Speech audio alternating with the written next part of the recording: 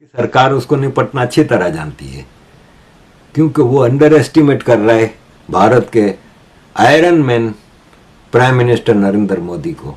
उसको अंदाजा भी नहीं है कि वो किससे पंगा ले रहा है। ये मैं पहले भी कह चुका हूं, अमेरिका को इस वक्त सबसे ज्यादा खतरा यही है कि अमेरिका की अहमियत जो है एज द ग्लोबल स्टैंडर्ड वो टेक ओवर हो रही है। डोनाल्ड ट्रंप जिस हिसाब की हरकतें कर रहा है उससे जाहिर है कोई बच्चा भी समझ सकता है कि वो एक जबरदस्त फ्रस्ट्रेशन का शिकार है।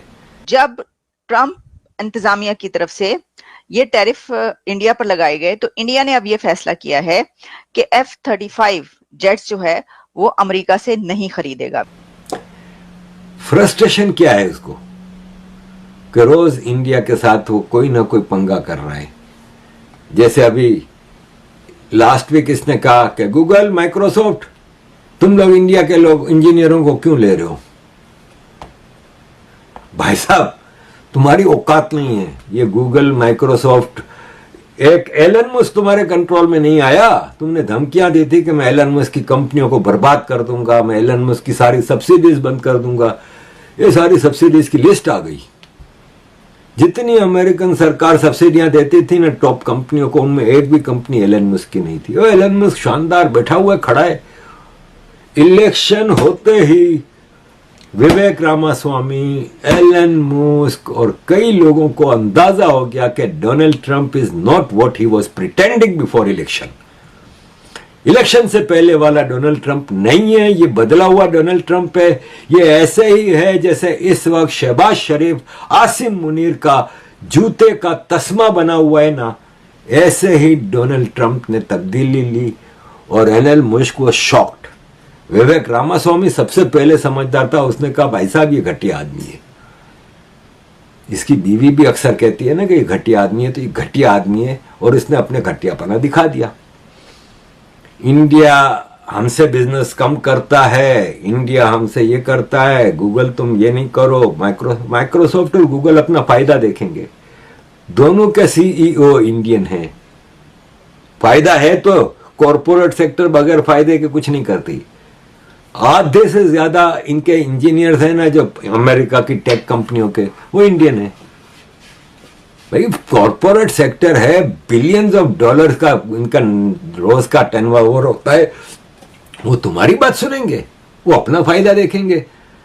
तुमने एप्पल को क्या कहा था आज से महीने 2 महीने पहले कि तुम इंडिया में इन्वेस्टमेंट करोगे, we will put your tariff. Tariff की बोल रट लगाता है। एप्पल ने कहा लगा दो, टैरिफ लगा के भी हमें इंडिया में सस्ता पड़ेगा। भाई फ्रस्ट्रेशन का शिकार है ये आदमी।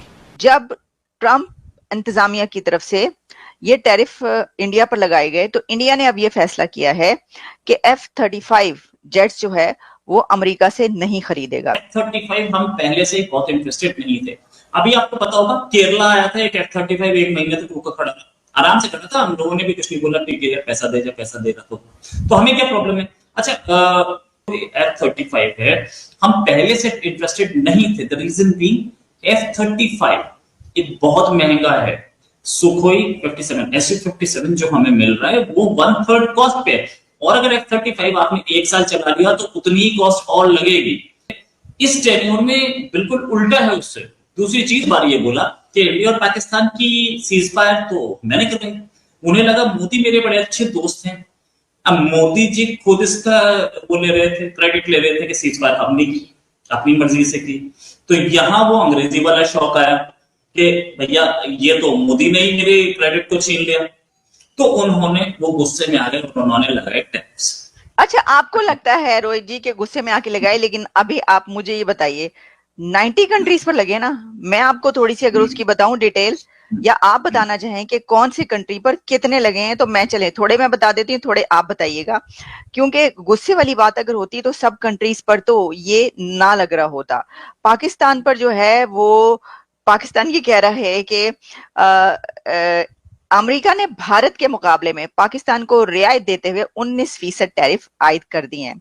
अच्छा, इस पे जो कंट्रीज और हैं उसमें व्हाइट हाउस के मुताबिक साउथ अफ्रीका पर 30%, स्विट्जरलैंड पर 39%, तुर्किया पर 15%, फिर जी इजराइल पर 15%, कनाडा पर 25% से बढ़ाकर 35% कर दिया है, और कुछ ऐसे कंट्रीज है जिनके ऊपर 10% है, जिसमें यूके, ब्राजील, फॉकलैंड और बहुत सारे कंट्रीज हैं। तो फिर ये गुस्से वाली बात तो ना हुई, क्या कहते हैं आप? नहीं, बिल्कुल बिल्कुल गुस्से वाली बात ही है। 25% लगाए हैं या 5% भी हो सकते थे, लेकिन गुस्सा कहां साफ दिख रहा है वो ये है कि एक अनाउंसमेंट की साहब ने अभी हाल में, और वो अनाउंसमेंट उन्होंने एक सोशल मीडिया प्लेटफॉर्म पे की कि पाकिस्तान और अमेरिका जो है पाकिस्तान में जाकर के एक स्टोरेज बनाएंगे तेल की। स्टोरेज कहीं पे भी बनाई जा सकती है। आप बीच हुई है, और आप तो खुद कह रहे हैं कि पाकिस्तान ने जो है जंग बंद की। आपने तो बंद नहीं की, पाकिस्तान ने की बंद। पाकिस्तान ने कहा, रिक्वेस्ट की कि जंग बंद की जाए। तो फिर वो ये कहेंगे कि अगर उस तरफ जंगें चल रही हैं तो इस तरफ भी जंग हो गई। हम बात कर रहे हैं रोहित जी कि ये जो टैरिफ है, ठीक है ना, उसमें अब आपको लगता है कि पाकिस्तान पर जो 19% टैरिफ लगाए गए हैं, वो वो कह रहे हैं कि जी इंडिया से कम लगे हैं, लेकिन इंडिया इकोनॉमी बड़ी है ना। क्योंकि देखिए, मेरा तो ये मानना है, मैं तो कहती हूँ बड़ा ही बेवकूफ है वो शख्स के जो ये खुश होता है कि जी उस कंट्री पर टैरिफ लगे और हम पे नहीं लगे, या उस पे 25% लगे और हम पे 19%। भारत आज वो देश बन चुका है जो न सिर्फ अपनी बात मजबूती से रखता है, बल्कि किसी भी वैश्विक दबाव के आगे झुकने को तैयार नहीं, चाहे मामला हो राष्ट्रीय सुरक्षा का या राष्ट्रीय हितों को सिनेमातों का। सरकार का रुख एकदम स्पष्ट है। अमेरिका जैसे महाशक्ति देश के कहने पर भारत अपनी नीति नहीं बदलेगा, और यही बात कुछ लोगों को हजम नहीं हो रही।